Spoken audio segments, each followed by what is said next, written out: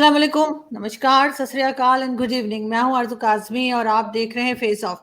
Face of के साथ हम हाजिर हैं और हमें जी ज्वाइन किया है डॉक्टर मुक्तदिर खान साहब ने। बहुत शुक्रिया सर कि आज आप आए, थैंक यू सो मच। और साथ हमें नाजिया इलाही भी हमारे साथ हैं। नाजिया को भी हम देखते रहते हैं डिफरेंट चैनल्स के ऊपर। Thank you so much Nazia कि आप भी आज आई हैं। आप दोनों का बहुत वंदे शुक्रिया। मातरम, भारत माता की जय। Thank you so much.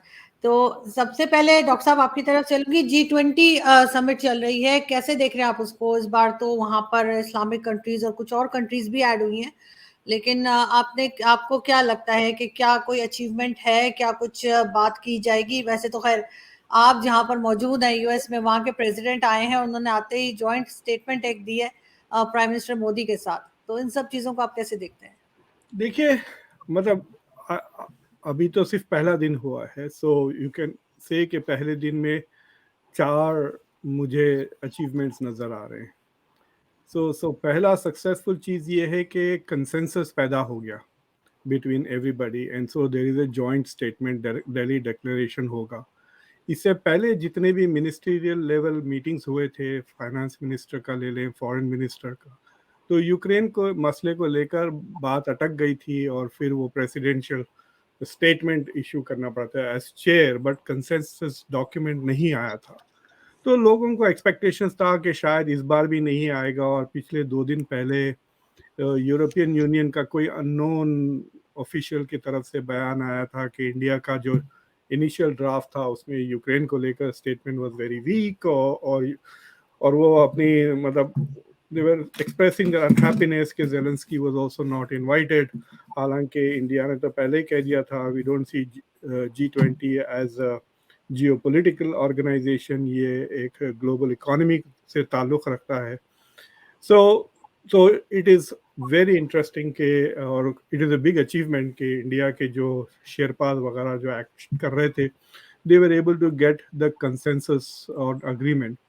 तो मैंने फाइनल ड्राफ्ट देखा, इट वाज वेरी इंटरेस्टिंग। जो यूक्रेन को लेकर जो स्टेटमेंट है वो पैराग्राफ 7 से पैराग्राफ 14 तक है, और it is a much weaker statement than जो बाली में इशू हुआ था। तो हम लोग एक्सपेक्ट कर रहे थे कि G7 काफ़ी दबाव डालेगा G20 पर कि रशिया पे के खिलाफ ज़रा ज़्यादा स्टेटमेंट।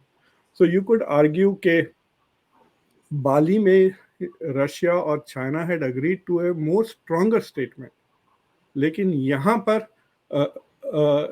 ये तो ज़्यादा वीकर था कंपेयर टू दैट, और डायरेक्ट रशिया का कोई कॉन्डेमनेशन नहीं है, सिर्फ ये था कि न्यूक्लियर वेपन्स नहीं इस्तेमाल करे और यूएन के प्रिंसिपल्स के वगैरह को रेस्पेक्ट करे। So I think the first achievement ये है कि that happened, which is a big thing, because अभी तक हर G20 के समिट से कंसेंसस बेस्ड डॉक्यूमेंट या डिक्लेरेशन आया है। दूसरी चीज़ ये है कि इंडिया की लीडरशिप के अंडर, देखिए शुरू से इंडिया की पोजीशन ये थी कि India would like to be the voice of the global south. आपको याद होगा कि पहली G20 समिट से पहले एक ग्लोबल साउथ की वर्चुअल समिट हुई, उसमें खुद 120 या 127 ग्लोबल साउथ के कंट्रीज पार्टिसिपेट किए थे। तो अफ्रीकन यूनियन का मेंबरशिप बनना, फुल मेंबर ऑफ G20, अब G21 हो जाएगा अगले कॉन्फ्रेंस ब्राज़ील के सेशंस के साथ। So that is the second achievement कि अफ्रीकन यूनियन को एक परमानेंट मेंबरशिप अप्रूवल हो चुकी है। एंड इफ़ यू रिमेंबर, चंद महीने पहले प्राइम मिनिस्टर मोदी ने लेटर भी लिखा था G20 के मेंबर्स को, should Africa should be made. Africa summit में बाइडन ने भी कॉल किया था कि अफ्रीकन यूनियन। तो in that sense global south का रिप्रेजेंटेशन G20 में बढ़ गया है as of this. So the claim कि India is the leader of the global south, उसकी क्रेडिबिलिटी उस क्लेम की काफ़ी ज़्यादा बढ़ जाती है। तीसरा अचीवमेंट ये जो अनाउंस हुआ, जो IMEC कहते हैं, India middle east Europe economic corridor का जो अनाउंसमेंट हुआ, सो इट इज़ लाइक, ये कह सकते हैं कि वो जॉइंट सेशन था प्राइम मिनिस्टर मोदी और जो बाइडन का, और जॉइंट अनाउंसमेंट है। तो यू कैन आर्ग्यू के दिस इज पार्ट ऑफ जो G7 में जो बाइडन ने partnership for global infrastructure and investment PGII के नाम पे जो G7 में शुरू किया था, उसका ये एक्सटेंशन G20 में आ गया टू कॉल्ड IMEC। तो what it is going to do is कि इंडिया को मिडल ईस्ट से कनेक्ट करेगा by sea routes, Middle East को ट्रेन के थ्रू कनेक्ट करेगा, UAE, Saudi Arabia, Israel, Jordan, और फिर मिडल ईस्ट को यूरोप के साथ through the sea route connect करेगा। फिर उसके साथ केबल्स भी होंगे, अंडरग्राउंड ट्रेन के साथ भी केबल्स होंगे सी के अंडर, सो इंटरनेट कनेक्टिविटी वगैरह। So this is like you could say कि ये अब G7 का बेल्ट एंड रोड इनिशिएटिव जो चाइना का था, which is a connectivity project, उसका ये जवाब है कि now they are coming to the table. तो उसका मैं वो भी देखा, मतलब व्हाइट हाउस ने जो मेमोरेंडम ऑफ अंडरस्टैंडिंग है उसमें दे हैव सेड कि this is what we want to achieve. मतलब मैंने पूरा समराइज कर दिया आपके लिए वो, but there are no sources कि पैसे कहाँ से आ रहे हैं, who is going to pay for the money वगैरह। So that is the three. और जो चौथी चीज सक्सेसफुल थी कि जो बाइडेन और जो नरेंद्र मोदी की जो बायलैटरल मीटिंग हुई एक दिन पहले, Biden did not go to East Asia summit. यहाँ पे तो काफी क्रिटिसिज्म हो रहा है यूएस में, वॉशिंगटन DC में, कि ही हैज स्नब्ड ईस्ट। वहाँ पे 4 समिट हुए थे वो जकार्ता में। आसियान का समिट था, South East Asian nations which is ASEAN plus 8 countries, फिर आसियान चाइना, आसियान इंडिया, ये 4 समिट्स हुए। तो he missed that and came to India. So एक सिग्नल ये भी है कि at least for Washington, India is more important than ASEAN from a strategic point of view. और यहाँ पे भी थोड़े बहुत ड्रोन्स वगैरह का, अगर आप व्हाइट हाउस पे अगर आप जाके देखें जॉइंट स्टेटमेंट, तो उसमें 3 इंटरेस्टिंग चीज़ हैं। India is buying more drones from the US, और फिर US अपने आप को रीटरेट करी उसकी पोजीशन के US supports India's permanent seat in the UN security council. Global governance जो मल्टीलैटरल इंस्टीट्यूशंस में हो रहा है उसे रीस्ट्रक्चर, रिफॉर्म या एनलार्ज करना चाहिए। और तो दोज वर द मेरे नजर और अचीवमेंट्स अभी तक। बिल्कुल। और मैं यही चीज नाज़िया आपसे पूछना चाहूंगी, क्योंकि आप इस वक्त इंडिया में हैं, और आपके ख्याल से कि ये कितनी बड़ी अचीवमेंट है PM मोदी की गवर्नमेंट के लिए कि इस पूरे समिट को ऑर्गेनाइज करना और इस तरह से सबका वहां पहुंचना। हम तो खैर देख रहे थे मोदी जी हरे को जप्पियां लगा रहे थे। तो क्या ख्याल है आपका कैसा चल रहा है? हमारे यहाँ तो दिवाली, होली, दुर्गा पूजा, गणपति पूजा हमने सब एक साथ मना लिया है आज के दिन।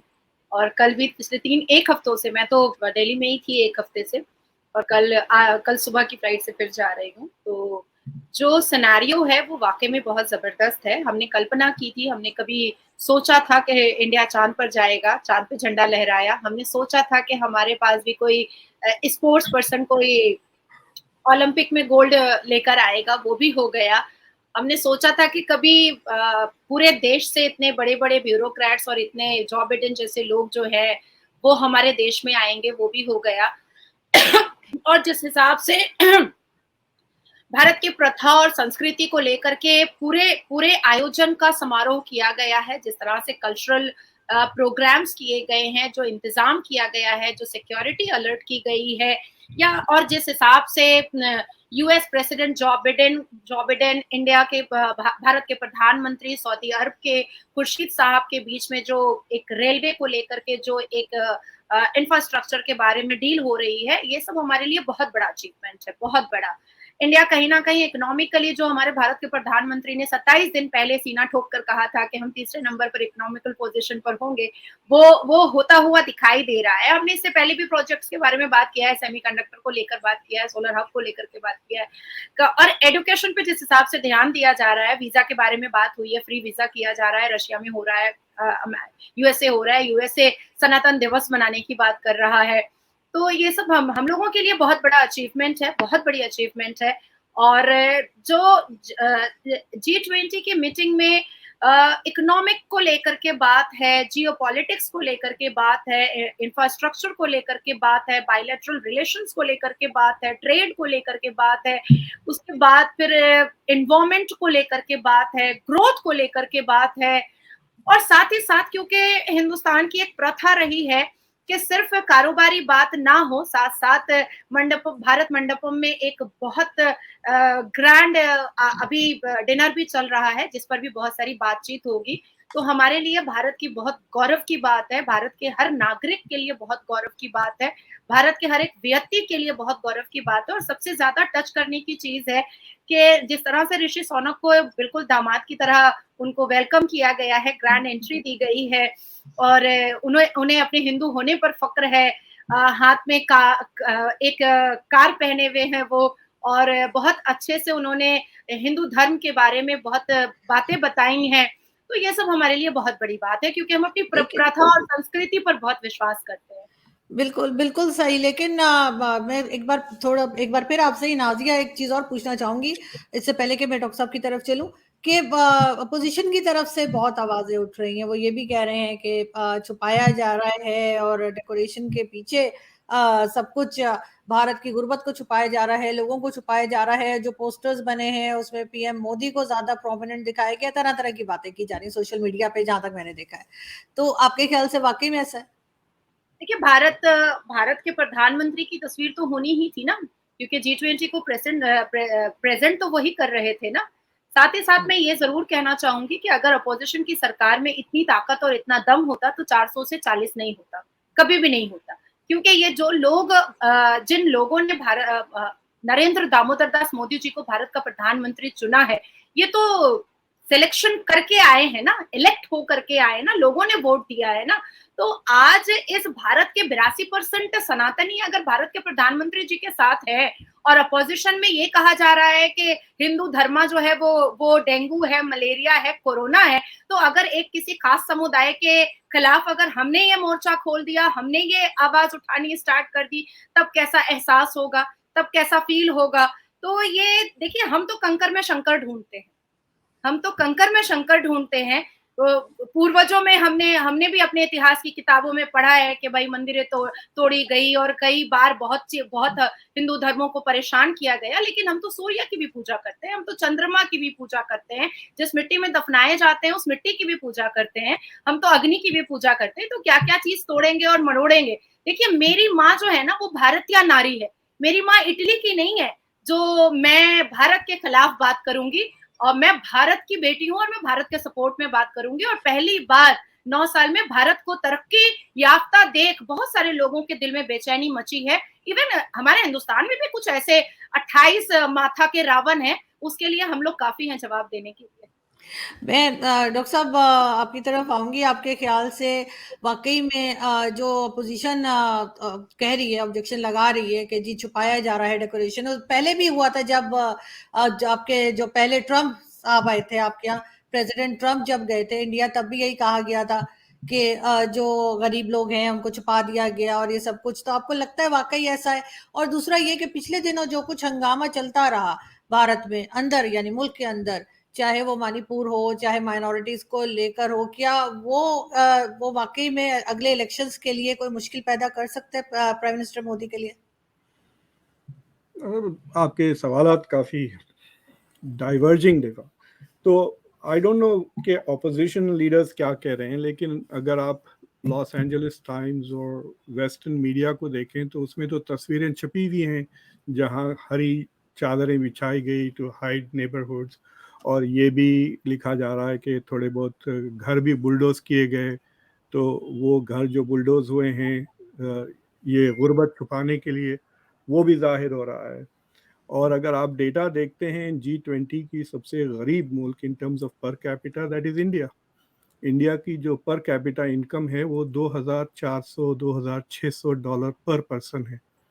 और सबसे ज़्यादा जो अमीर मुल्क है अमेरिका को ले लें आप, $76,000 है। तो 34-30-35 गुना ज़्यादा, 35 टाइम्स रिचर पर पर्सन। तो इंडिया की जो ओवरऑल जीडीपी है that is the 5th biggest, it is going to become 3rd biggest very soon.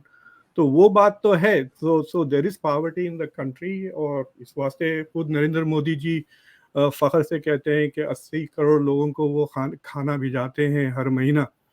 But that is not the point. मतलब जहाँ भी अगर आपके पास भी जब ऐसे इवेंट्स होते हैं, क्रिकेट वर्ल्ड कप भी होता है, तो शहरों को सजाया जाता है, it is an occasion for the rest of the world to C.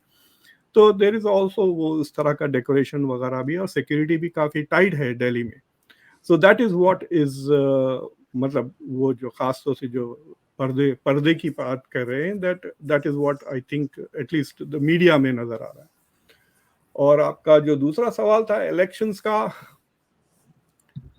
I mean it is very difficult to predict. अगर जो डेटा अवेलेबल है वो अगस्त में जो सर्वे किया था सी वोटर वालों ने, जो इंडिया टुडे का जो साल में 2 बार मूड ऑफ द नेशन के नाम से जो होता है, तो उसमें अकॉर्डिंग टू, मुझे पूरी तरह से नंबर्स ठीक ठाक याद नहीं है, बट दे आर प्रिडिक्टिंग 64% लोग कह रहे हैं कि they will vote for Narendra Modi.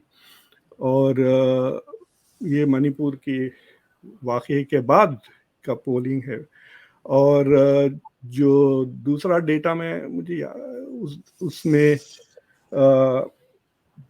I am not very sure कि वो कितने सीट प्रिडिक्ट कर रहे हैं, but they are, it's varying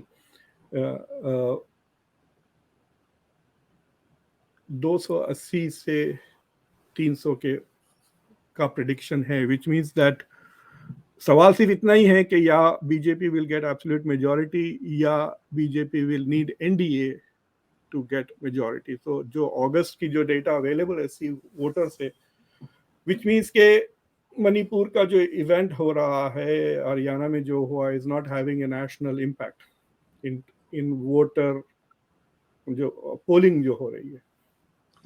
लेकिन आपको क्या लगता है डॉक्टर साहब के इंडिया में इस वक्त, पाकिस्तान के ऊपर तो खैर बहुत बात की जाती है माइनॉरिटीज के ऊपर, लेकिन अगर हम इंडियन माइनॉरिटीज की बात करें, इंडियन मुस्लिम्स की बात करें, या दूसरे जो रिलीजन है, आपके ख्याल से वो वहां पर उनको फुल राइट्स हैं, सब सिक्योरिटी मिल रही है, या वो वहां पे खुश हैं? जो बार बार हम हंगामा देखते हैं, वो किस बात का आपको लगता है? It depends on what you are saying. देखिए, एवरीथिंग इज रिलेटिव ना। तो अगर आप इंडिया का कॉन्स्टिट्यूशन देखें तो इंडिया के कॉन्स्टिट्यूशन में fundamental rights are available to all people of all religious communities. तो अब सवाल ये उठता है कि रियलिटी और कॉन्स्टिट्यूशनल एस्पिरेशंस में क्या फ़र्क, कितना फ़र्क। तो दैट इज़ वन क्वेश्चन। तो उसका तो आपको डेटा पहले मिल सकता था, लेकिन अब ज़्यादा ह्यूमन राइट्स ऑर्गेनाइजेशंस वगैरह नहीं है।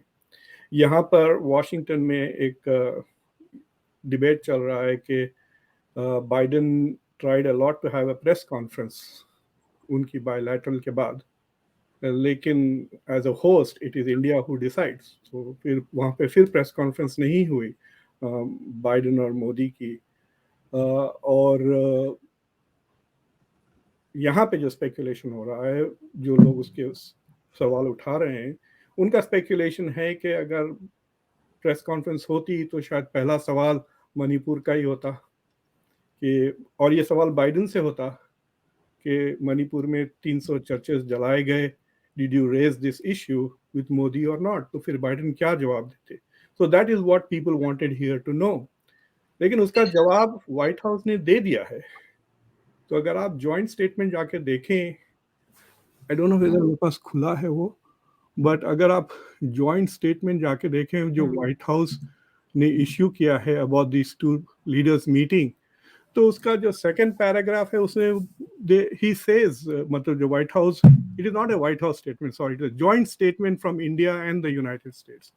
तो उसका जो सेकंड पैराग्राफ है उसमें it says the leaders reemphasise that the shared values of freedom, democracy, human rights, inclusion, pluralism, and equal opportunities for all citizens are critical to the success our countries enjoy, and that these values strengthen our relationship. तो मुझे लगता है कि Biden को ये क्या कहते हैं, वो get out of the jail card है वो। So अगर उनसे पूछा जाए did you raise the issue, he said look at our joint statement number 2, we talked about the importance of promoting democracy and equal लेकिन rights आप for all. लेकिन sir आप समझते हैं कि रियलिटी में फर्क है, जो असल बात है उसमें और जो कॉन्स्टिट्यूशन में लिखा है, क्या वो बिल्कुल डिफरेंट चीज है? जो वहां पर हो रहा है, क्या वो कुछ और है आपके ख्याल से? नाजिया से पूछें, वो वहां रहती। नहीं, आपको क्या लगता है? नाजिया से तो मैं पूछ ही लूंगी, इंडिया आपको से क्या कोई लगता है? रिपोर्ट्स ही नहीं आ रहे, हर चीज बैन हो गई है। एमनेस्टी इंटरनेशनल को निकाल दिया, ह्यूमन राइट्स वॉच को निकाल दिया, तो how will we know what the day, there is no जी नाजिया, जी नाजिया, आपके अभी आपके हालिया ख्याल से में जी अभी हालिया में नूह में मुसलमानों ने बड़ा दंगा मचाया, उसके बाद मेवात में मुसलमानों ने बड़ी बम गोली बारूद मचाया, मुहर्रम के वक्त मुसलमानों ने बड़ा दंगा मचाया, यहाँ तक कि छोटे छोटे बच्चों के स्कूल के बसों को भी मुसलमानों ने नहीं छोड़ा। और जहां तक बुलडोजर की बात है, अवैध निर्माणों को तो तोड़ा ही जाना चाहिए ना। एज एन एडवोकेट मैं तो अवैध निर्माणों को उत्साह और प्रोवोकेशन नहीं दे सकती हूँ। और अगर आसाम के सीएम कहते हैं कि मदरसे में अगर पढ़ाई हो जानी चाहिए और एडुकेशन की तरफ ज्यादा राग़िब होना चाहिए, तो मुझे लगता है कि वो बहुत खूबसूरत बातें कहते हैं। ये बात तो मौलवी मुल्लाओं को कहना चाहिए। असदुद्दीन अवैसी की बात अगर हम करते हैं, तो असदुद्दीन अवैसी खुद बैरिस्टर है और बाहर से उन्होंने अपने बैरिस्टर की बड़ा पढ़ाई जो है फॉरेन कंट्री से पढ़कर आए, लेकिन उनके उनके इर्द गिर्द में उन्होंने कभी भी एक भी बैरिस्टर नहीं बनाया। एक बैरिस्टर तो छोड़िए, एक वकील भी नहीं बना पाए। तो बड़ी अफसोस होती है कि इमाम बुखारी जिसके पीछे इतने सारे लोग नमाज पढ़ते हैं, इमाम बुखारी को नबी बोलते हैं, शाही इमाम बोला जाता है, जिसके कहने पर हिंदुस्तान के मुसलमान रोजा रखना स्टार्ट करते हैं, ईद करना स्टार्ट करते हैं, उसका ही बेटा मुसलमान लड़कियों को पूछता नहीं है और हिंदू लड़की से शादी कर लेता है। तो बड़ी तकलीफ होती है। अब सर एक कहावत है ना, पांचों उंगली घी में और सर कड़ाही में, तो मैं उसके बारे में असदुद्दीन अवैसी जी के बारे में कहूंगी कि 2-2 बीवियां रख करके वो इतना लंबी भाषण देते हैं, वो अच्छा नहीं लगता है। तो देखिए, अभी जो मोदी जी की सरकार है वो ज्यादातर शिक्षा पर काम कर रही है। जैसे शिव शक्ति उन्होंने साउथ पोल का नाम रखा, जहां पर चंद्रयान 3 लैंड किया था। तो महिलाओं को उत्साह देना, महिलाओं को आगे लेकर आना, इन सब चीजों पे बहुत ज्यादा काम किया जा रहा है। मैं कुरान और हदीस की बात अभी निकालूंगी नहीं, क्योंकि अगर नहीं तो बात बहुत लंबी हो जाएगी। जिस तरह से मुसलमानों ने यहाँ पर बहुत ज्यादा हटगर्मी मचा करके रखी है, तो कानून के तरीके से ही हम काम कर रहे हैं। अब रही बात कि इंडिया के कॉन्स्टिट्यूशन आर्टिकल 21, आर्टिकल 14, आर्टिकल 19, इन सारे आर्टिकल्स तो हिंदुस्तान के मुसलमान बहुत अच्छे से मानने को तैयार होते हैं, पर आर्टिकल 44 को मानने को तैयार नहीं होते हैं, कॉमन सिविल कोड को। तो भाई वही संविधान आर्टिकल 19, आर्टिकल 14, आर्टिकल 21, आर्टिकल 22 आपको दे रहा है और आप उसको कलेजा पीट करके मानने को तैयार हो रहे हैं, पर आर्टिकल 44 भी उसी संविधान का है, कॉमन सिविल कोड। उसको आप गालियां क्यों दे रहे हैं? उसके खिलाफ आप क्यों बात कर रहे हैं? जब मुस्लिम महिलाओं की बात आती है, तो यही हमारे मौलवी मुल्ला जो है वो बड़े आराम से शरिया लॉ के बारे में बात कर देते हैं, लेकिन जब मुसलमान मर्द, नासिर खान, खादर खान जैसा मर्द मूविंग कार में भरे बाजार में जब एक फॉरेनर लड़की का बलात्कार करता है, तो कहते हैं नहीं इंडियन पिनल कोड से ही इसको सजा मिले, क्योंकि बेल के प्रावधान ज्यादा बढ़ जाते हैं और शरिया लॉ से तो फिर खात्मा ही हो जाएगा। तो आज हिंदुस्तान के जेलों में अगर जाइएगा, तो क्राइम अगेंस्ट वुमेन के अक्यूज जो है ना, वो 70% मोर देन 70% मुसलमान है। तो अगर ऐसे क्राइम को रोकने के लिए और ऐसे क्रिमिनल्स को काबू में रखने के लिए अगर कानून सख्त किया जा रहा है, तो मुझे बहुत अच्छा लगेगा। और मैं एक चीज और कहना चाहूंगी अर्जुदी, कि मुझे नहीं लगता है कि आपको पाकिस्तान से बैठ करके हिंदुस्तान के बारे में, मुसलमानों के बारे में बात करनी चाहिए। मुझे लगता है कि आप बुरा नहीं मानेंगे, क्योंकि 9-9 साल की बच्चियों को कंधे पे बिठा करके निकाह मुत्ता के नाम पर उसका रेप होता है, चर्चें तोड़ी जाती हैं, मंदिरें तोड़ी जाती हैं, 150 साल की मंदिरें तोड़ी जाती हैं, मस्जिदों पे बम लगाया जाता है ये कह करके कि वो अहमदिया है, वो बरेलवी है और वो शिया है। अभी देखिए गिलगिट बल्तिस्तान में आपके यहाँ क्या हो रहा है, किस तरह से मर रहे हैं। देखें जो चीज गलत होती है पाकिस्तान में, मैं बिल्कुल उस पर आवाज उठाती हूँ, मैं उसके ऊपर बात करती हूँ। ऐसा नहीं कि मैं उस चीज के बारे में बात नहीं करती, लेकिन आपकी कंट्री का जाहिर है आप लोग, लेकिन आपकी कंट्री का मुसलमान बहुत खुश हैं। बस क्रिमिनल माइंडेड मुसलमानों को थोड़ा सा कानूनी तरीके से उनको कंट्रोल में लाने की कोशिश की जा रही है। हाँ, मैं जरूर कहना चाहूंगी, क्योंकि भाई साहब ने मणिपुर के बारे में बात की है, तो हर वो इंसिडेंट और एक्सीडेंट पर हम बिल्कुल खड़े होते हैं। और हमारे गृह मंत्री, उन्होंने मॉनसून सेशन में अगस्त में जिस हिसाब से पार्लियामेंट के अंदर कहा था कि वो बड़ी चर्चा और छोटी चर्चा दोनों के लिए वो तैयार है, और जिस हिसाब से एकदम इमीडिएट वहां के पूरे सिनेरियो पर कंट्रोल किया गया है, वो अपने आप में एक बड़ी बात है। हाँ, उसको ढूंढने की कोशिश की जा रही है, जिन्होंने ये डायबॉलिक माइंडेड गेम खेला था कि जब ये वीडियो बना था उसके 2 महीने के बाद मॉनसून सेशन से 9 घंटे पहले वायरल करवाया गया था। तो ये चीज हम जरूर ढूंढ रहे हैं। अब देखिए ना, हमें थोड़ा ही पता था कि एक मुसलमान 2 भाई मिलकर के एक फॉरेनर टूरिस्ट का रेप कर देगा बंगाल में, पर मुसलमानों के दिमाग तो ऐसे होते ही है ना, क्राइम करने वाले। खैर ये कोई खैर मैं ये बात जरूर कहूंगी कि खैर पाकिस्तान में कुछ गलत होता है तो मैं बिल्कुल बात करती हूँ, और हिंदुस्तान के बारे में भी आप लोगों से जाहिर है मैं पूछ इसीलिए रही हूँ कि मेरी जरा नॉलेज में इजाफा हो। लेकिन लास्ट में डॉक्टर साहब आप आपसे मैं फिर वही सवाल करूंगी, आप क्या कहते हैं कि क्या जब इलेक्शंस होते हैं तो ठीक है, इस वक्त लोग कह रहे हैं कि 64% जैसे आपने कहा कि मोदी जी की तरफ चले जाएंगे, लेकिन जैसे जो फैक्ट्स नादिया रख रही हैं आपके ख्याल से क्या कहीं ना कहीं जाकर उसमें कुछ लगता है कि बीजेपी को वोट कम पड़ेंगे मुस्लिम्स की तरफ से? 8%, मैं इंटरप्ट कर रही हूँ, I am so sorry, 8% Sunni मुसलमान के अलावा अपोजिशन के पास कोई नहीं है। जी डॉक्टर साहब, मैं समझा नहीं, क्या मतलब 8%? सुन्नी मुसलमान के अलावा 8% वोट? हाँ, 8% वोट मिल जाएगा अपोजिशन को। ओ, इंडिया कोलिशन को सिर्फ 8% वोट मिलेगा, ये कह रही हैं? I.N.D.I.A को 8% वोट मिल जाएगा, उसकी श्योरिटी तो मैं दे रही हूँ। अच्छा, आई डोंट नो।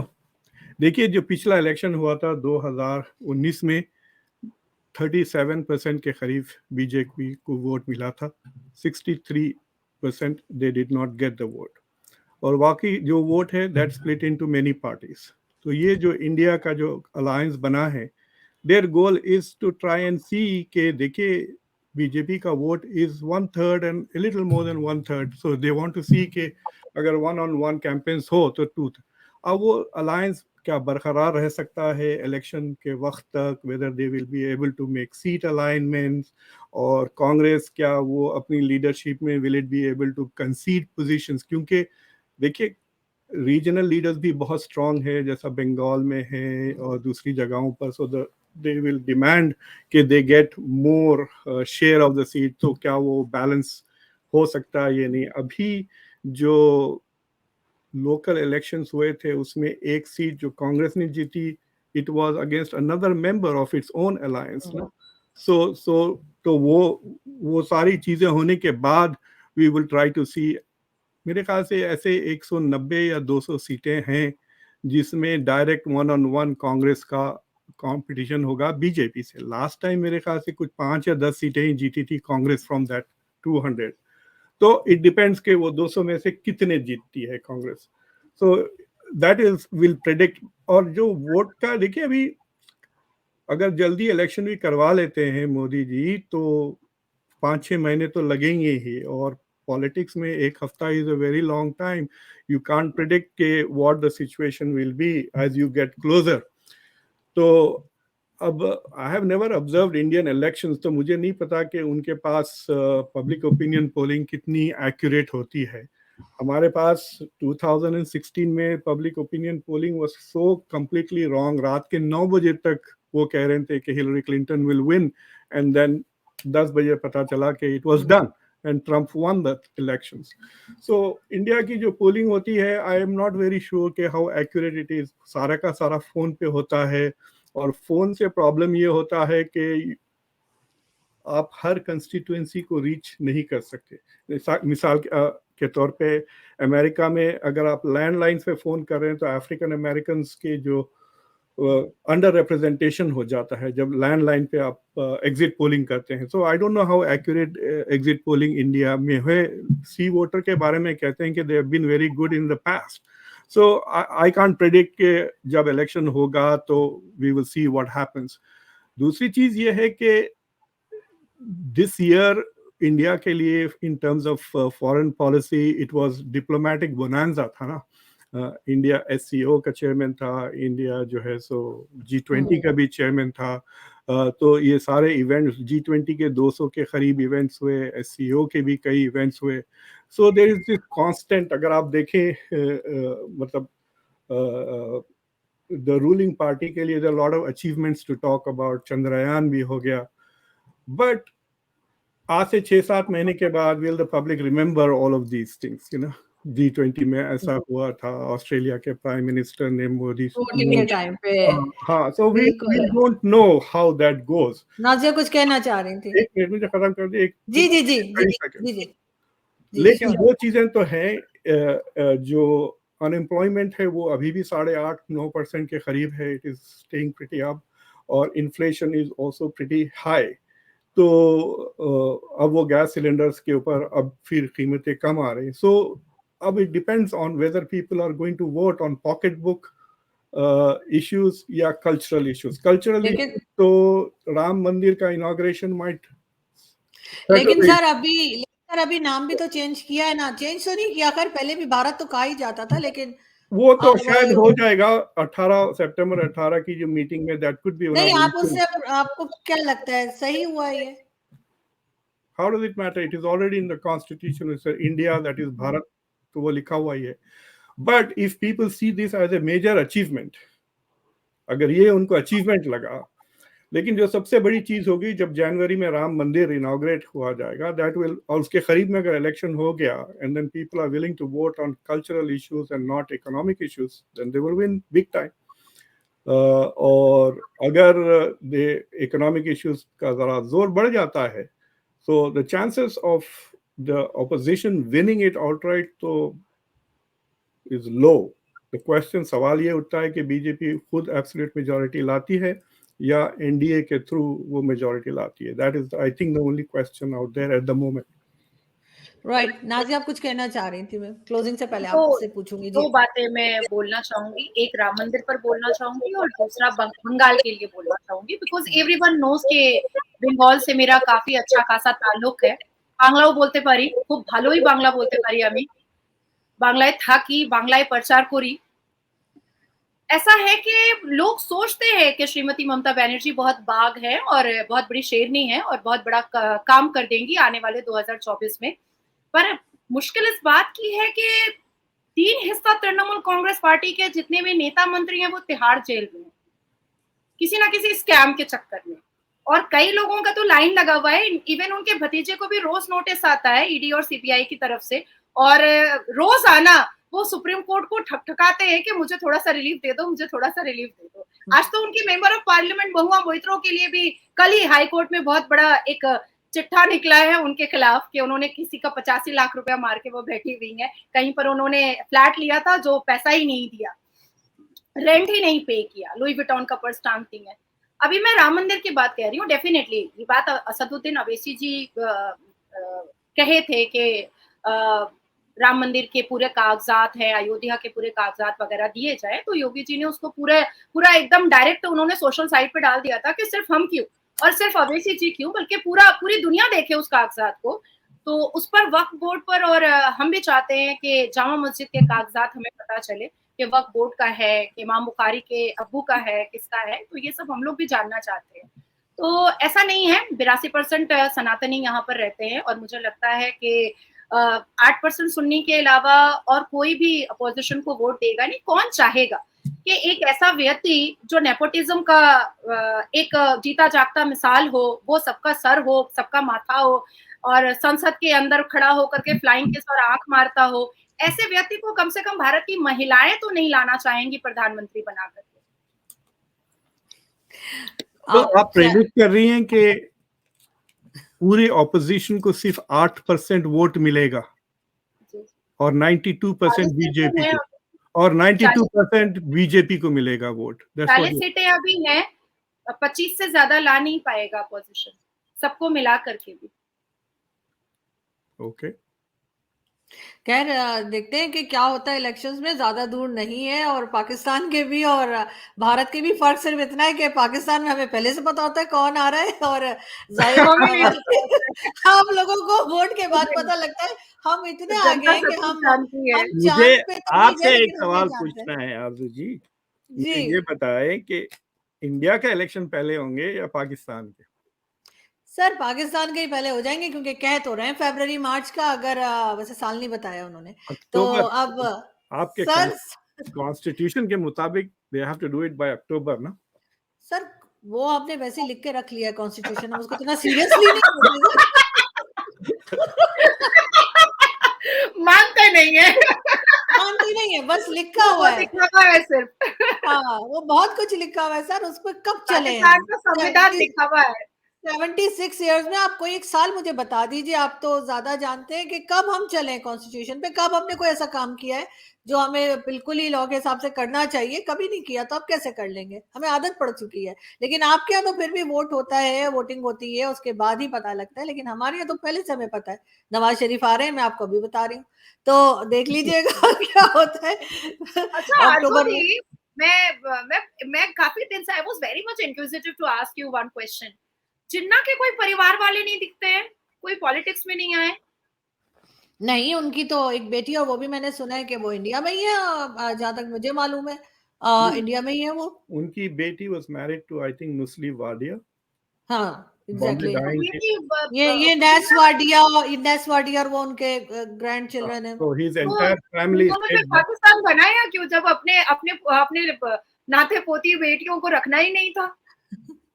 अब ये तो वो खुद ही बता सकते हैं, और वो है नहीं। लेकिन मैं यहाँ से चलती हूँ, और आप दोनों का बहुत शुक्रिया कि आपने आज ज्वाइन किया जी। आपके कुछ कहना चाहे डॉक्टर? जिन्ना की जो बहन थी, she rain for prime minister ना, और मौलाना Maududi who was against women being head of state was actually supporting her in that campaign, but उसके बाद से जिन्ना फैमिली से और किसी का नाम एग्जैक्टली। सुनने में नहीं आया।